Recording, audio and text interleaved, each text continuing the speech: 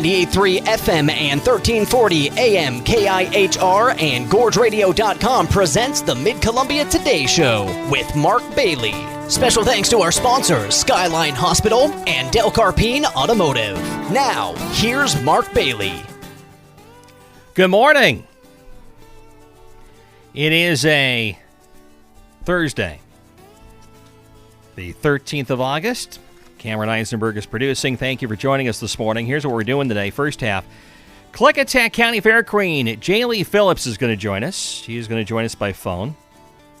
And that fair starts today in Goldendale. And I'll talk about what's going on up there. So she'll be with us here in a few moments. Second half of the show, Providence Hood River Chief Administrator. And I just realized I don't know how to pronounce her last name. I have not interviewed her before since she took the job here a while back, actually. Rebecca Coplin or Coplin. I'm not sure which one. Cameron, when you call her or when she calls, find out for me, please. So I avoid a major faux pas in the area. Probably already into the small faux pas. I'll try to avoid the major one here. You know, I mentioned in the news and the weather forecast, actually, the call for areas of smoke in the area today because we have the winds die down, which can be good if they're dying down at the fire area. Obviously, that's good for the grasshopper fire. I checked the numbers at smokereadygorge.org right now. Hood River does see numbers in the lower valley. There are some sensors reading above the 100 mark up to 150. That's in the more city area. If you go up toward Odell, in that area, Odell is in the 140 to 180 range. Parkdale, the AQI is 189. And actually, it just went to 191. They just updated it. I think that's at Parkdale Elementary School. Of course, you're closer to the Grasshopper Fire area. The Dalles area is pretty much in the 50 to 80 range AQI, and Stevenson Cascade Locks pretty much below 50 right now. But again, lighter winds today, so we'll see what we have as the day goes on along here. The due for AQI is 1380, which I'm not sure is a surprise because it would be taking the smoke right from the fire. Haven't seen any early morning update from the Grasshopper Fire yet. When we get one, we'll pass it along to you. Again, the pattern has been, we have a new management team now.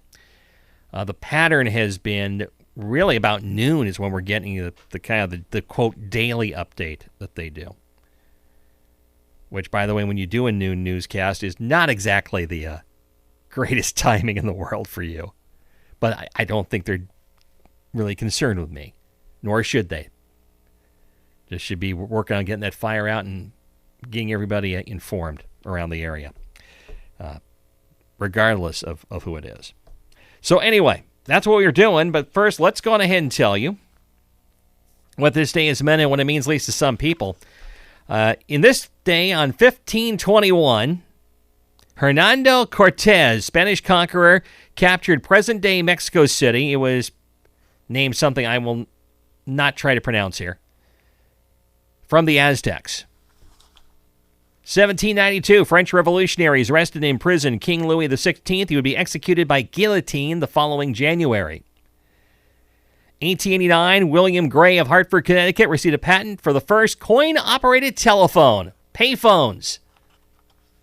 You don't see those much anymore. In fact, almost not at all. I imagine there are a few still around. But the mobile device is so prevalent, I can't imagine. I can't recall. I remember using them. I was a user. But I'm old also. 1918, Opha May Johnson became the first woman to join the Marine Corps. 1952, Big Mama Thornton first recorded the song Hound Dog 4 years before Elvis Presley's famous version was released. 1961, and what would become known as Barbed Wire Sunday, East Germany sealed the border between Berlin's eastern and western sectors before building a wall that would divide the city for the next 28 years. 1969, New York City held a ticker tape parade for Apollo 11 astronauts Neil Armstrong, Edwin Buzz Aldrin, and Michael Collins. And in 2011, 7 people were killed when a stage collapsed at the Indiana State Fair during a powerful storm just before a concert was to begin. I only have 2 days for today, one food and one non-food. The non-food, it's International Left-Handers Day today. And if you have a left-handed child, teach them to pitch. Because if they get good enough at it, they can make a lot of money for a long time pitching a baseball. Left-handers are still in short supply. Our food today, I've been known to grill these from time to time. National Filet Mignon Days today. Unlike a good grilled steak. Really good grilled steak. I know a place you can get them too where you don't have to spend as much as normal. They're still expensive. So obviously I don't do it all the time, but I do grab a few from time to time. And you don't have to do much with it. Just grill it up. I do a little marinade that really allows it to almost collapse on the plate. Just be that tender. But I'm like a lot of men when it comes to grilling. We think we know all the great secrets when really we're all doing it anyway. 8:11 in the morning. When we come back, Klickitat County Fair Queen Jaylee Phillips will join us right after this. Hey, Gorge neighbors, it's Angela from Cedar Creek Alpacas. You don't have to drive hours or spend a fortune on gas for a memorable summer adventure. Right here, just 15 minutes west of Hood River Bridge in Cook, Washington, you'll find cute baby alpacas, mountain views, and a peaceful farm experience the whole family will love. We're locally owned, close to home, and proud to have been voted best in the Gorge for attraction and family entertainment. Come slow down, meet the herd, and make a day of it at Cedar Creek Alpacas in Cook, Washington. More at cedarcreekalpacas.com. Is it that time? The difficult moment when you realize your parents need more help than you can provide. Hi, I'm Jackie from Hawks Ridge Assisted Living, and I want you to know you don't have to do this alone. We offer compassionate care, enriching activities, and a true sense of belonging. Your parents deserve to feel comfortable, supported, and valued every single day. Come take a tour, see how Hawks Ridge can be your extended family, providing the care and dignity your loved ones deserve. Hawks Ridge and Hood River, where care feels like home. Mid-Columbia Today is a public affairs program of Bicoastal Media Columbia River, 98.3 FM and 1340 AM KIHR and GorgeRadio.com. Now, back to Mark Bailey. And we just tried to call the Klickitat County Fair Queen, and there was no answer, apparently, which is not necessarily a good sign. I'm going to check my email here and make sure I gave you the right number. Because if that's the case, that's easily rectified. But the fair getting underway in Goldendale. No word yet, by the way, for those of you about the Wasco County Fair. Yeah, I gave you the right number, by the way. I've got it. It's correct. At least the number I've been given to this point. Wait a minute, and then we'll try again here. But the Wasco County Fair and Rodeo, I haven't heard any word yet on alternate plans. I think, especially the 4-H and FFA stuff. That's what's really, I think, the concern right now for a lot of people is trying to make sure it's ready to go and they can do something somewhere at some time to make up for this. I'd imagine the livestock auction price at the top of the list. I know things change with these animals. I'm not going to claim to understand. I'm not an ag person. I'm not a rancher. But I guess the animals, they gain weight. So it probably has to do with the description on the auction. I have no idea. But I would suspect we'll learn some things here in the next few days. Actually, I have sent an email to our friend Leah Lowe from Wasco County 4-H because we might have a spot for her tomorrow. If they get anything put together, we'll let them know. But we will wait and see on that. The Klickitat County Fair is underway. Skamania County Fair is underway over in Stevenson. I believe Sherman County Fair is next week. I don't have it in front of me here. And I'm not going to be around. Nope, still don't. Did you leave the number, by the way, our number? You might go ahead and do that. Yeah, go ahead and leave our number. So that way, if she calls back, for some reason we're not getting the queen to answer here. And hopefully we'll have her on here at some point. I know she was on with Jonathan over at KCFM a few days ago. I'm going to be honest, when I booked this, I didn't realize, I thought the Klickitat County Fair was next week. So I thought I was having her on a week in advance, and she wasn't.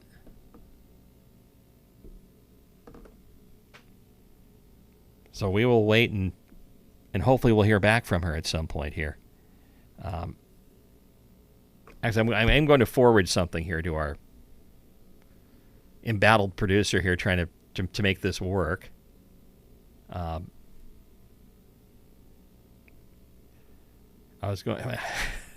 don't do this well with my thumbs. I don't. I was going to say that now it had the Queen's, I guess, administrator, handler. I'm not sure what all the proper wording is on this. There's an email chain here, and it's the person who actually set this up. And I actually gave them our studio number also, by the way. So somewhere in the chain of emails I just sent you, you should be able to find another phone number to try to get a hold of someone here. Obviously, we have a time constraint because we have to interview another guest here come at bottom of the hour. We still have a few minutes here to be able to try to squeeze her in. Again, the fire situation, don't really have anything new. By the way, Highway 35, I did mention, like, Monday, Tuesday, and Wednesday, 35 would be open out of Hood River. It was going to close about 8 in the morning, and then they'd close it again. Reopen it again when we get to evening. Did that for about 2.5 days. Yesterday afternoon, they opened it about 2 o'clock, and we have not received any word of anything changing, which is good news. They do remind you that Highway 35, if you're driving that, there's still going to be fire personnel out there. And you may see some smoke and flame in a few places. Crews are working on that. But keep in mind, be careful out there. Be careful if you're driving down Highway 35. And watch for those crews who are working very hard to keep people safe. Speaking of making sure you watch for people and keep them safe.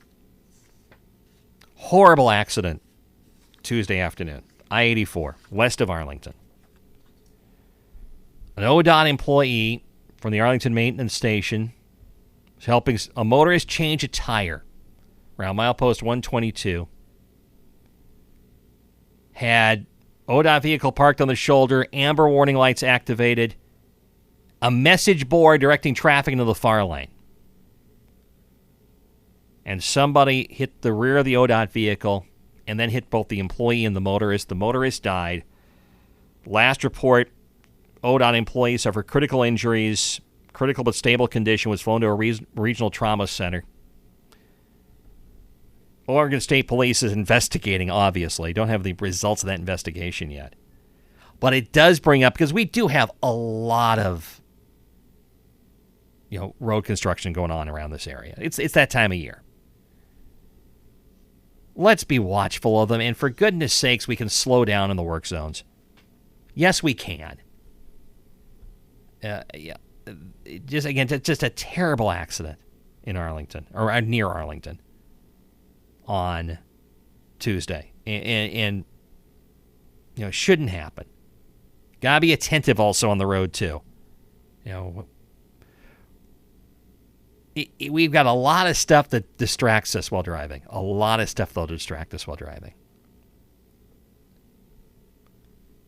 And we got to be mindful, and let's just be careful. The other thing is, by the way, because, yes, I'm like everybody else. I'm driving along. I'm trying to get somewhere, and all of a sudden I run into road construction somewhere in town, and they stop on us, and we have to stop and wait for the flagger, etc. Don't get mad at the flaggers. The people just doing the job. If you want to be irritated maybe at perhaps the city or county government that's not putting out notices to people to let them know. So I will say the city of the Dalles is good at this. City of the Dalles really does let people know. They send releases all the time on a road construction events coming up. In fact, I've got one here that I haven't had a chance to air yet because of all the fire coverage, but there's going to be some stuff next week involving Union Street for a couple weeks. It'll get on the news tomorrow at the latest. I'll mention it now, except it's not in my reach to get it right now from where I'm sitting here. But there is no reason to get mad at the people who are actually doing the work out there. It's just, you're just harassing them, and they're just doing their job. They're just there. Now, yes, I get it, and occasionally you do see some people when they're directing traffic, and you do kind of go, what are you doing? But again, they're doing a hard job, and, that most of us would not want to do on a hot day. There's smoke out, etc. And you got car exhaust going by all the time. So let's be nice to them, and let's make sure they get home every night. Are we ready? We've got her. Very good. Very good work, Cameron. Klickitat County Fair Queen, Jaylee Phillips is now with us on the phone. Good morning. Good morning. Thank you for being with us. The fair is underway, or getting underway today, is it not, up in Goldendale? Yes, it is. Today we started off with the 5 to 7 kickoff barbecue. All right, so it's gotten started, and the barbecue, that's always a big event, isn't it? Yes, definitely. Yeah. Now I'm trying to find again, by the way, the page I had up here for a moment on the fair. There it is, finally. Well, and it went away on my iPad. So I'm going to start. I'll just ask about you a little bit, Jaylee. How did you become a fair queen for 2026? Well, I was the queen over in Bickleton last year, and so the coordinator reached out from Klickitat and asked if I wanted a packet. Filled out my packet, went through tryouts, and here I am. So here you are. Now I understand. Now you don't live in Klickitat County, is I think what I understood. No, I don't. I live over in Tri-Cities. All right. Are you in high school and college? What are you doing right now? I'm in high school, but I'm dual enrolled through CBC, so technically I do both. You do both. So how did you get into the Fair Queen circuit? I knew the coordinator over in Bickleton. I had known her for a while, and when she was sending out tryout packets, she thought I would be a good candidate, I guess. So she reached out and asked if I was interested, and I was like, well, something I've never done. Let's try it out. So what does a fair and rodeo queen do? We're really just kind of a walking billboard for our rodeo is how I like to explain it. We travel a lot. We send out flyers, go to rodeos, coordinations, schools, and we really just teach people about rodeo and invite them to our rodeo so that hopefully we can have more people attend. So, again, the fair getting underway, and today, I believe, is the first kind of big day of the fair. What's planned today?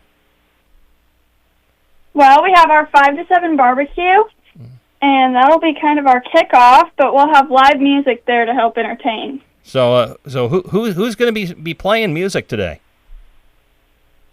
I'm actually unsure of that. Oh, okay. I'm unsure of that. I think they might have a few different people. Okay, so a number of folks there. I know that barbecue is very popular. Yes. So when you get to the weekend here, when does the rodeo get underway? So our NPRA rodeo is Saturday and Sunday, and it'll start at 1 p.m. All right. I take it you're probably involved in rodeo in some way. Yes, I am. What do you do in rodeo? What's your event or events? Well, I barrel race, but I recently started breakaway roping. So those are really my events, and I've been barrel racing since junior high rodeo. So. Okay, so you've got barrel racing. I think a lot of people are familiar with. Maybe the breakaway roping they wouldn't be. What is that? Well, breakaway roping is really like you take your horse in a box, just like team roping or calf roping would, and your calf comes out of the chute, you rope it around the neck, and then your rope will break off of your horn, and that's when your timer stops. Oh, okay. All right. So what made you decide to get involved in that? I've really always been interested in roping. I was taught to ride by a bunch of team ropers, so being around it and seeing the environment, I knew I wanted to try it. It just took me a little while to find a horse that was really good enough to start teaching. Yeah. So the rodeo Saturday at 12:30, Sunday at 1 o'clock will be the performances out there. Yes. I asked you about what you're involved in event-wise. When you're watching rodeo, what do you like to see? Like my favorite event? Yeah. What's your favorite event to watch? My favorite event, other than barrel racing, is probably the calf tying. I think it's really cool. I think there's a lot that goes into it, and it takes a lot of talent and work to really be able to do the things that those contestants are doing. Mm-hmm. So I know, I mean, a lot of people, if I ask that question, it's the bull riding, but I notice with people who are really into rodeo, the answer is really varied as far as the events people enjoy. Yeah, it's very different to see the work that goes into it and then be able to decide what you really love to watch. Also, I believe Saturday is the big parade, isn't it? Yes, it is. It starts at 10. And what is the route? I assume, because I'm not as familiar with Goldendale at this end of the county as others might be. Where does this all start? I assume it ends at the fairgrounds. It actually ends down by the church, but it'll start over by the gas station on the opposite end of town. All right, so that's going to be on Saturday. I think you said 10 o'clock in the morning is when that starts. Yes. And I'm assuming there are a number of other events at the fair as well that'll be going on. Are there others that right now you're looking forward to? Well, I really love to watch the market sale. I love to watch all these ag kids really see what they put into their animals and get what they put into it. So I would say that's mostly what I'm looking forward to. Mm-hmm. Have you done the market sale before? Yes, I have. I actually show pigs over in Kennewick, so this is nothing new. Nothing new for you. It is quite enough. I mean, the fair I am most used to is Hood River County Fair, and I find that the livestock auction, the youth livestock auction, and everybody calls it a little different name depending on the county they're in. It's a brilliant. Definitely. There's different ways of looking at it based off of just really what your county is a part of. But the common thread is it's important for the youngsters like yourself to get the support from people, because simply you've got a year's worth of effort built up into this, and you've spent a lot of money. This is an important business learning opportunity, isn't it? Yes, it definitely is. There's really a lot that you can get out of showing animals. I personally have learned a lot about responsibility from it and hard work, and it's a lot that you put into an animal, so the reward at the end is always an amazing thing. So again, the Klickitat County Fair and Rodeo is getting underway today, and it's underway. Again, the kickoff barbecue is coming at 5 to 7 this evening. Highlighting Klickitat County agriculture and livestock products is $12 a plate. I know people line up there because it is a wonderful dinner. I've had people tell me about this. This is when it comes to fair dinners, this might be the top of the list right here, going on in Goldendale from 5 to 7 today. And again, the rodeo coming up this weekend, Saturday and Sunday. The parade Saturday morning at 10 o'clock, and all the usual activities will be taking place. Queen Jaylee's been with us. Jaylee, thanks for doing this. Appreciate it. Thank you for having me. It is 8:30 in the morning on MCT. We will come back and return right after this. Hi, this is Dr. Stanley with Cascade Orthopedics and Sports Medicine Center. Do you have shoulder pain, stiffness, and loss of motion and have been referred out of town for a total shoulder replacement? For over 20 years, I've been performing total shoulder replacements right here in the Gorge. These include standard, reverse, and the new high-performance hybrids for our high-level athletes. If you'd like a local option, visit cosmc.org or call 541-296-2294 to schedule a visit. Tee up for a great cause at the Hood River Valley High School Athletic Hall of Fame Golf Tournament Friday, September 11th at Indian Creek Golf Course. Registration begins at 7 in the morning with an 8 a.m. a shotgun start. Enjoy lunch and awards afterwards with a closing ceremony at 1:30. Tournament proceeds benefit the Hood River Valley High School basketball and softball programs. Sponsorships are available as well.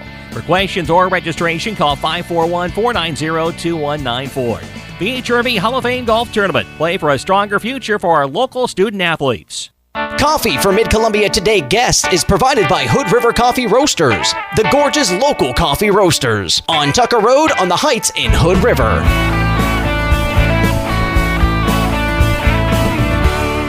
$8:32 in the morning on a Thursday. As I want to mention a couple more things about the Klickitat County Fair here. I didn't get a chance to get to. First of all, that market stock sale is Saturday at 5 o'clock in the Eleanor Dooley Memorial Livestock Barn. Before that, at 4 o'clock on Saturday, there's the Phil Garner Memorial Steak Dinner. $20. That's an 8-ounce barbecue tri-tip with baked potato, baked beans, green salad, dinner roll, and butter. I'm tempted to head to Goldendale just for that. Just on that alone. But that'll be going on as well. You can get all the details at KlickitatCountyFair.com.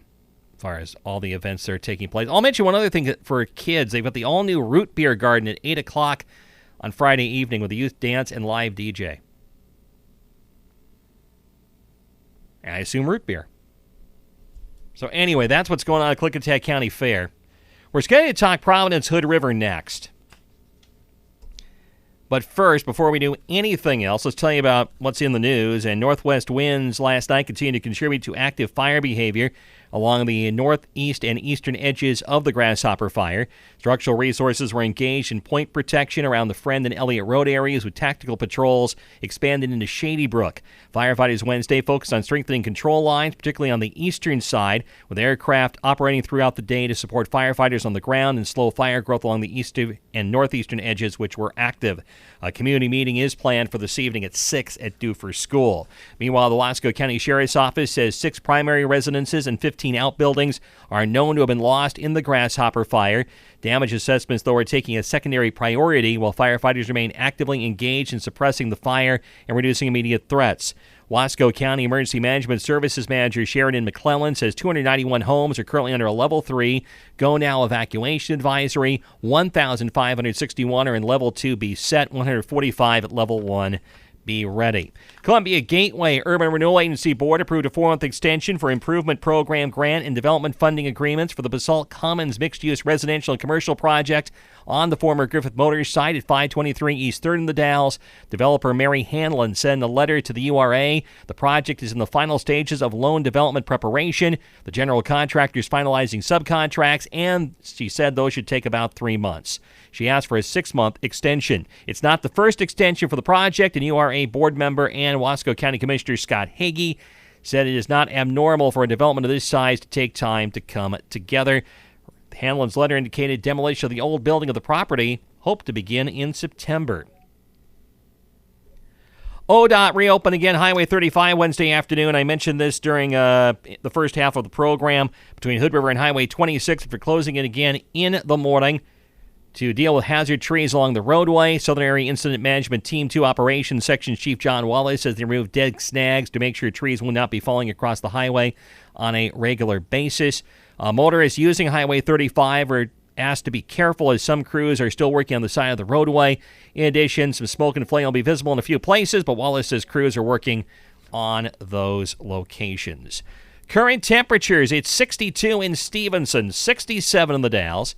It is 65 currently in Hood River on a day when we expect some sun and some smoke in the area as well. And we mentioned some air quality index numbers, particularly the Hood River area, getting into the triple digits, and obviously much higher in the Duffer area and a bit higher in the Parkdale area as well. 8:36 in the morning on MCT, and we will continue along on this day right after this. Hey, it's Zach from Del Carpino Automotive, where we specialize in keeping European rides happy. Audi, BMW, Mercedes, and even those tall Sprinter vans that look like hotels on wheels. We know them inside and out. And if you're wondering where we went, we didn't go far. We're just now 5 minutes from our old shop in our brand new location in the Upper Hood River. Same trusted crew, more space, and the same honest, family-owned service. Come see us at Del Carpino Automotive. European expertise and Columbia Gorge roots. Mid-Columbia Today is a public affairs program of Bicoastal Media Columbia River, 98.3 FM and 1340 AM KIHR and GorgeRadio.com. Now, back to Mark Bailey. Oh, Cameron's having quite a day for the phones. We have Rebecca now, though, on, don't we? Is it Coplin or Coplin? We'll find out. You had enough on your plate here this morning. We are continuing along at 8:38. It isn't live radio, Grant. If you're on the podcast, this has got to be hilarious. We are now joined by the Chief Administrator of Providence Hood River, Rebecca, either Coplin or Coplin. I'm going to admit I do not remember how to pronounce your last name. Good morning, Rebecca. Good morning. It is Coplin. It's so nice to be back on with you. Good morning, Mark. Well, welcome back to the show here. How long have you been Chief Administrator out there? It's been a little while now. Yeah, well, in October it'll be a year. Okay. So I guess to start out with here, how are things going? Because goodness knows we keep hearing, especially the Oregon Hospital Association will send media types like me a press release every once in a while that will seem to indicate the hospital business isn't very good. And I appreciate the hard work that they're doing. It continues to be a very challenging time. I have to say I am pleased that the Hospital Association is trying to share broadly, a message that is the reality in Oregon for Oregon hospitals and for Providence as well.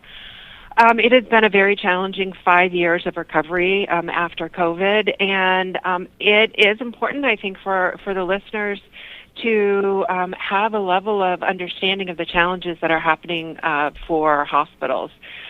As you read through that report, I would send folks to maybe even have the link and to read it themselves. The title is called "A Fraying Safety Net: Oregon's Hospitals in Crisis." It's a bit of a stark reality, sharing that in 2025, the Oregon hospitals collectively lost $450 million. One of the important takeaways for rural communities, though, is that what they're seeing are rural communities are doing a bit better than in the metro areas. We are doing okay as we have been recovering out of the last 5 years. We've had to really be very, very careful about all of our expenses and discretionary expenses, and that continues here for us as well. But happy to share more information about that report in the link. But it continues to be a challenging time. So for an organization like Providence, and obviously Providence Hood River is not isolated because Providence is a reasonably large institution with hospitals in the Portland area. I know Seaside, I think Medford area, other places as well. So it's a substantial organization. Is the challenge primarily the reimbursement rates dealing with Medicare and Medicaid? That is one component. It's really probably a fourfold confluence of challenging scenarios. So one certainly is the fact that for Medicaid and across Oregon, about 30% of Oregonians are on Medicaid. Medicaid pays about 50 cents on the dollar of what it costs to care for our Medicaid population, a very, very important population. So that is certainly one important component. Another component, as Oregonians, we are getting older, and I think one of the latest reports is that the state of Oregon is going to be the oldest state in terms of its population west of the Mississippi. And so that sort of inherently is older individuals have care needs that need to be met. In Oregon, we have a very complicated regulatory environment that hospitals need to operate within that is that is work, that's administratively complex for us, that adds to the cost of care. And then I think a component that, certainly has been shared is that our costs have been rising at a pace that has far outstripped what we're getting in terms of revenue back from any of our payers. So it's really those four factors that together make the current picture a challenging environment for us to be operating within. Yeah, you mentioned expenses. Are there of course, there's a cost of business increase that every business is dealing with right now when we talk about the inflationary situation in this country. But are there areas, expenses beyond maybe what businesses normally in any sector deal with that hospitals are dealing with that become problematic? Well, I think, as a business, we have, a similar cost infrastructure. We have supplies. We have our payroll of our caregivers. We have the benefits that we provide. A few statistics I can share across.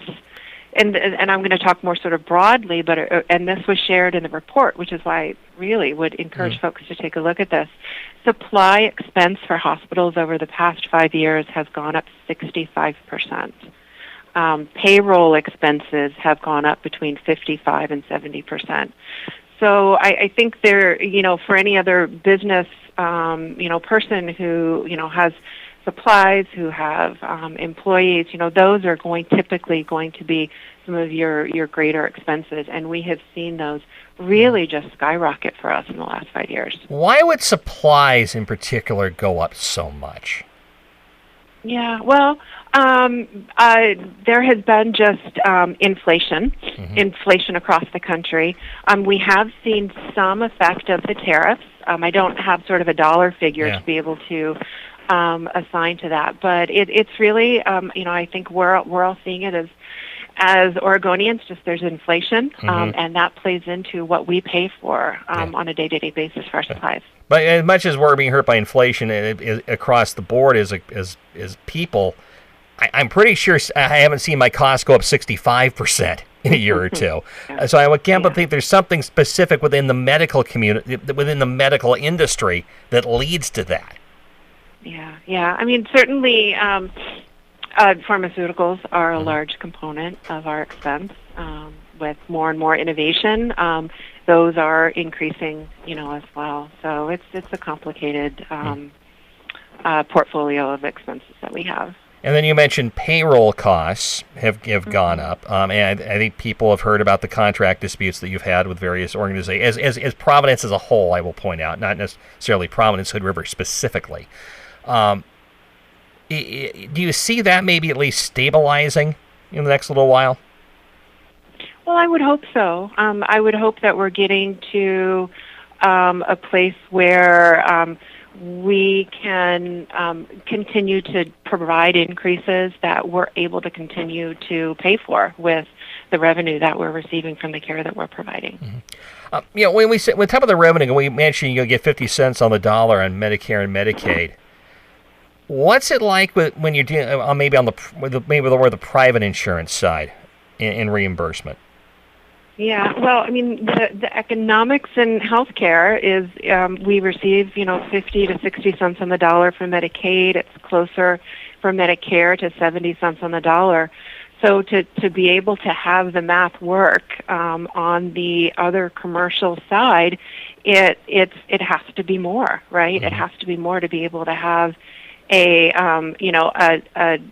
formula that ends with some kind of a positive at the end of the day, because what we need to be able to do is to invest back in our facilities and back in our people. Are you able to really do much of that right now?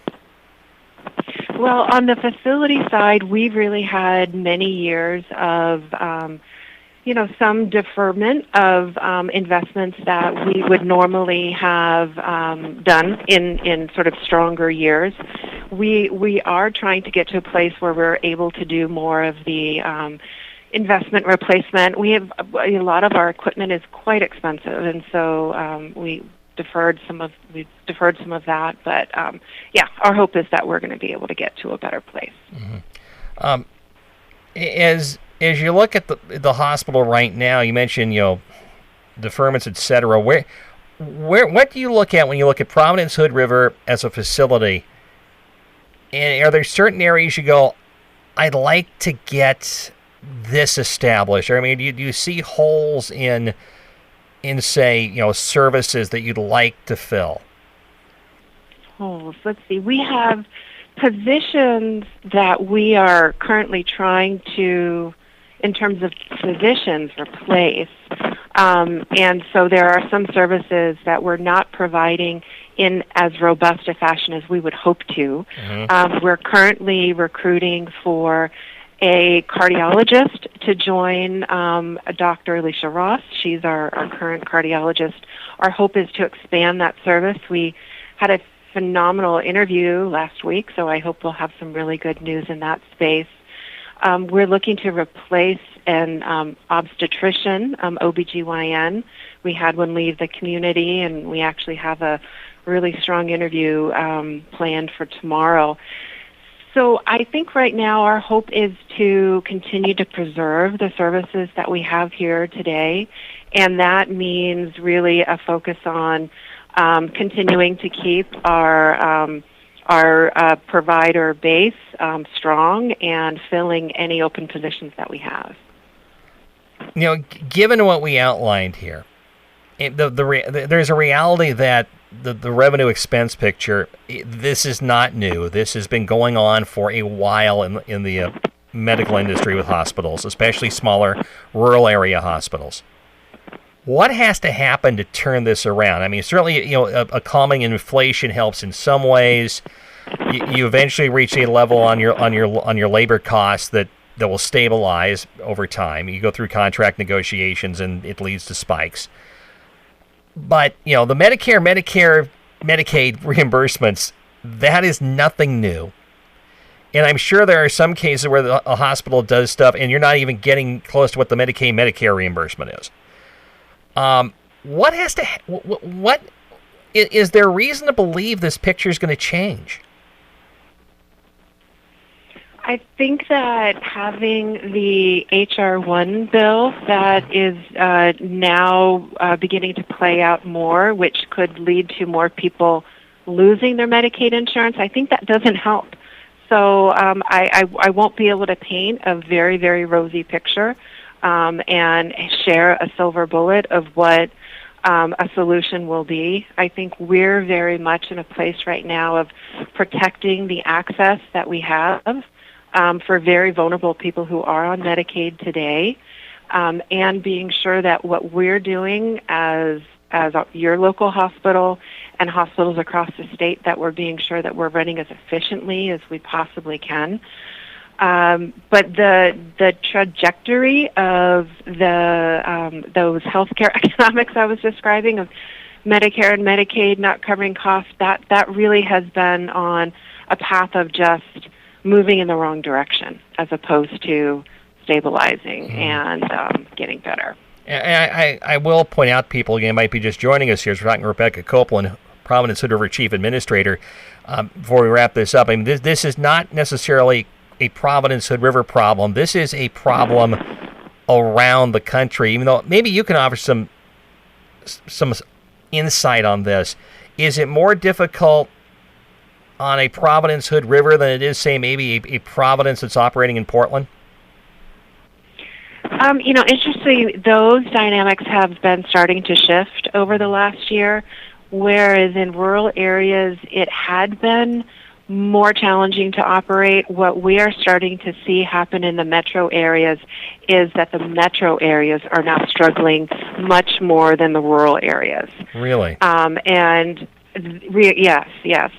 They are having challenges in being able to move patients out when patients are ready to be discharged. Their cost infrastructure is really accelerating. The metro hospitals, I think, right now are operating at a 4% negative margin. and that is a challenge for us as rural hospitals, because we rely on the tertiary, we call them tertiary and quaternary hospitals, the hospitals that we can send our patients to when they need more specialized care than what we have locally for them. We actually send, on average, a patient into Portland a day for a higher level of care. So the challenges that are happening in the metro hospitals, it is a problem for us too, because we rely on them to an incredible degree. Providence Hood River Chief Administrator Rebecca Coplin's been our guest. Rebecca, unfortunately, we've kind of hit the wall here on time, so we have to stop. I'm sure we'll continue the conversation down the road. Thanks for being with us. I appreciate it. Thank you. Rebecca Coplin from Providence Hood River, Chief Administrator, 8:53. We'll come back, wrap things up after this. Ladies and gentlemen, welcome to Yeah, That's a Pepper Thing, where we decide if the way people enjoy Dr. Pepper is truly a pepper thing. Starting up big, we've got Cynthia, who gathers her whole family to count down from 23 before she opens a can. It's about anticipation, people. Yeah, that's a pepper thing. Over now to Max, who's taking his Dr. Pepper on a lovely walk around the block before drinking it. He calls it bonding time. Whatever you say, Max. We say, yeah, that's definitely a pepper thing. And what is this? Tanya is fluffing her couch cushions with a leaf blower. Oh, she likes optimal softness when she takes that first ice-cold sip. Extraordinary form. And we're going to call it, yeah, that's a pepper thing. Now Denise is performing her famous decoy can maneuver, placing 3 fake sodas in front of the fridge so no one steals her Dr. Pepper. Sneaky? Sure. Pepper thing? Definitely. So why do they all do it? For that one-of-a-kind, delicious, unique blend of 23 flavors. It's a pepper thing. Summertime brings a variety of delicious fresh fruits, and Casa El Mirador turns them into fabulous margaritas. Bring your friends and dine outside on their patio, order a margarita, and experience why they were voted best margarita in the Gorge. At Casa El Mirador, they use only the finest and freshest ingredients available, ensuring every bite is a Mexican delight. Casa El Mirador open every day 11 to 9 at 2nd and Weber in the Dalles. See their menu and order online at casaelmirador.com. Did you know Skyline Health in White Salmon has its very own sports medicine doc superstar? That's right. Dr. Ryan Petering trained at OHSU, cared for professional Nike athletes, and even spent more than 15 years teaching other doctors how it's done. From sporting injuries to arthritis, he's here to help you move better, feel stronger, and keep doing the things you love. Want to live life to its fullest? Step right up and visit myskylinehealth.org. Skyline Health, world-class care right here at home. It's a big celebration at Grocery Outlet in the Dalles. This Saturday, we're celebrating 80 years with some exciting specials and fun. The first 100 shoppers get a free gift card. Plus, get a free reusable 80th anniversary bag with a $50 purchase. From 3 to 6 p.m., enjoy wine tasting and take a spin on the Wheel of Bargains for your chance to save even more. Come celebrate 80 years with amazing value at Grocery Outlet in the Dalles. Saturday, August 15th. Don't miss the fun. Tune in weekday mornings at 8:05 and keep up with community events and issues with the Mid-Columbia Today Show on Mid-Columbia's news leaders, 98.3 FM and 1340 AM KIHR. Special thanks to our sponsors, Skyline Hospital and Del Carpine Automotive. 8:57 in the morning on Mid-Columbia Today. Tomorrow on this show, we're going to talk Columbia Gorge Discovery Center. And we've also got a couple other things out there right now. Possibilities. I will tell you, if we can get somebody on to talk about Wasco County Fair situation and what they may do for alternate plans, we will do that. That is definitely high on the list here. And next week, Marty Dane will be here.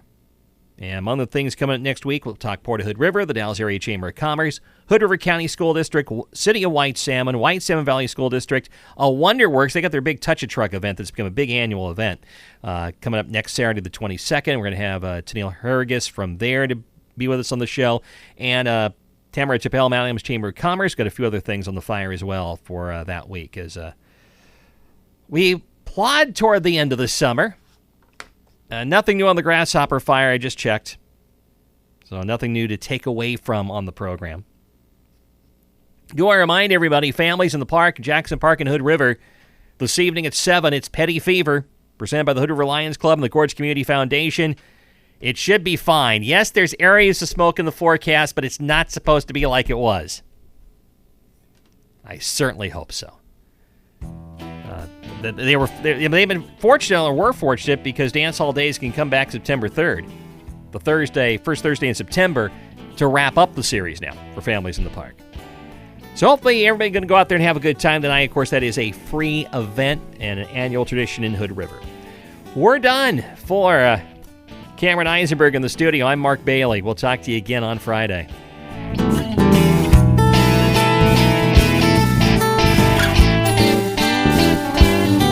The Mid-Columbia Today Show is a public affairs presentation of Bicoastal Media Columbia River. The views expressed on the program are not necessarily those of the station, parent company, or of the sponsors. We welcome your suggestions for future shows. Call us at 541-386-1511. Listen to Mid-Columbia Today where you want. Follow or subscribe to Mid-Columbia Today wherever you download your podcast to get the show delivered every day to your mobile device.